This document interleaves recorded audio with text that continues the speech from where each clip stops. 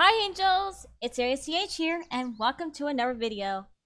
Okay, so this video is very much going to be a pretty related one because I have heard a lot about people wanting to talking about these like lore things that are going on and Roblox myths and everything, and I wanted to go ahead and talk about something underrated.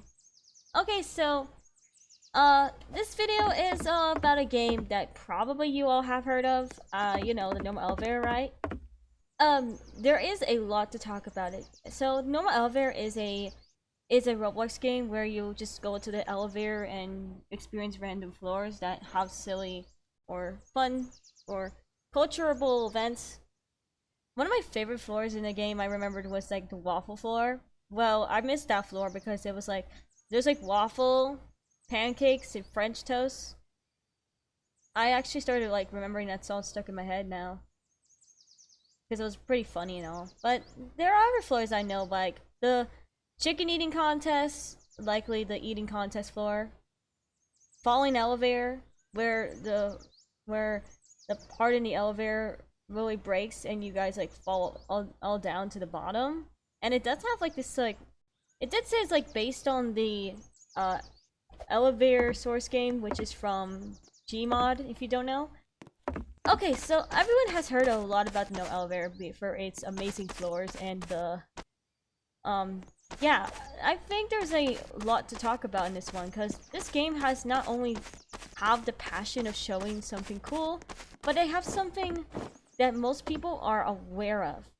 So in 2015 of this game, when this game released it, there's this mysterious code that you have to go to. This was very brand new. This was new to people in 2015, but in 2025, not everyone knows it. So let's go talk about what I'm talking about today. So in July 20th of 2015, the No Elevator added an extension to the lobby where they have this like code door, and apparently the code door has a code to it, and to enter the code you had to enter like 4 digits in order to open the mysterious secret, which leads you to something that is quite disturbing. So if you enter the 4 digits being 3792, I think that's the code that to enter that code door. They have this like mysterious secret that can be disturbing, which involves something that I can't say on YouTube, but other things I know. So when you hop into the room, you see dead bodies. Yes, that's right, dead bodies. Repeating, Gavin is near and Gavin is ready. And hopping into the elevator, you get to hear a ghost talking to you. A ghost that pretends to be Gavin, but maybe not Gavin. We just don't know yet. However, in the story part, the ghost started talking to the player about the stuff and experience and everything. And when this is going on, the ghost started like taking the player to different floors, like to all 3 floors. And one of the floors is likely just the lobby. The first floor was the speedrun floor, and unlike the original one, this one's different because instead the entire ocean is all blood, and there's like an actual section next to it where you have to climb up the rocks in order to get to a secret. This is in the original way of getting to the. This is different because in the speedrun floor there is actually that in that game, and they bordered it up because I don't know, probably some strange reasons, probably, or accidents that happen there. However, in Gavin's story, when you enter into Gavin's story, you see this border up area. You see that you can be able to access the area that was previously boarded up, and there's this elevator that is previously covered up by these yellow things known as caution or warning signs. And that elevator is does have a countdown that only counts to like 15 minutes till like you get to continue the story. So after that, the ghost continues talking, and suddenly the player was transported to the Jason floor, which takes the player to like a camping site but suddenly you just see something change there. So there's a so in this version, you get to see a hanging corpse in it's on a tree, and most of the time you do see a note below that, below the corpse, that shows explanation to what happened to this guy. And guess what that corpse name was? Gavin. Yeah, I just figured it out myself. It was a dead body, a number 2. Like, there were like 2 dead bodies in the lobby and 1 in the camping site. Now, what happened was pretty depressing. So he was in love with somebody named Duffy, who I heard that Duffy had been in love.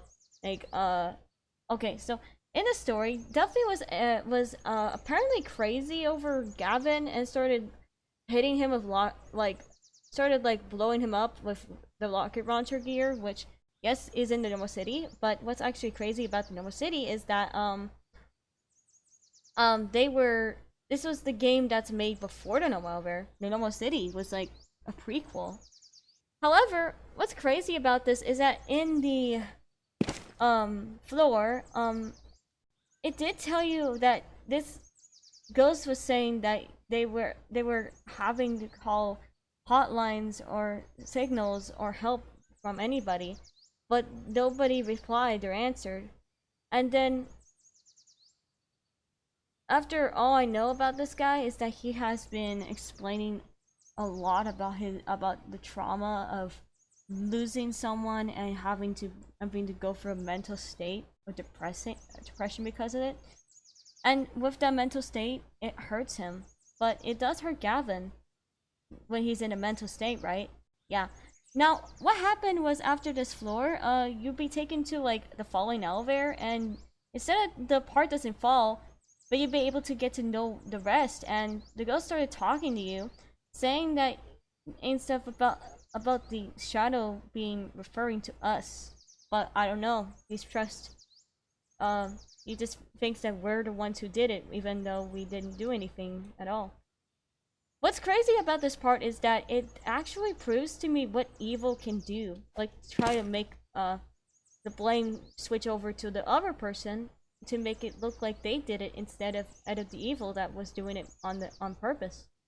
However, after this part, the 9 riddle door part was actually the last part in this game. When you get to door number 2, you get to realize the unfortunate truth, where you realize that Gavin was being possessed by an unknown demon, and the unknown demon, now which is referred to question marks, starts speaking to us, saying that that we won't be able to witness anything again, and the game just ends like that. I don't know if there will be a part 2 yet, but I'm having hopes for it. I did find information that part 2 was named Gavin's World, but it didn't came out as I looked into the game page for it, and it looks to be I'm gonna just show you what it looks like, by the way. Okay, so yeah, we are finally at the game page. Just waiting for it to load. Okay, so this is what Gavin's World is. Basically, there's like only a description that just says something like this, saying the story ends now. I was wondering what this means because I really want to know what this mysterious sequel is all about, because we have no answers from the first game. So I would love to see if the continuation gets published into the Oblivion, so that people can see it and probably check it out. I don't know. Maybe we'll have to figure out if the creator of the Normal ever planned on releasing the sequel of Gavin's story and to the public, and see if people would be interested in playing it. I'm hoping that the extension is great, but I don't know if anyone actually explains it. However, one of my friends was making an extension, and it's called Story Mode, but I haven't looked into it because it's pretty underrated, but I heard it's really good. I really hope that it's gonna get even gooder with episode 2 and 3, which this person is working on, yeah. W Mel for that. I have high hopes for her to finish it, so yeah. Thank you very much for watching. This is ArielCH, and I hope this video explains everything, because I really don't know why Gavin's story was so underrated, and the Gavin lore too. But hey, that's all I gotta say. Thank you for watching, and I'll see you later.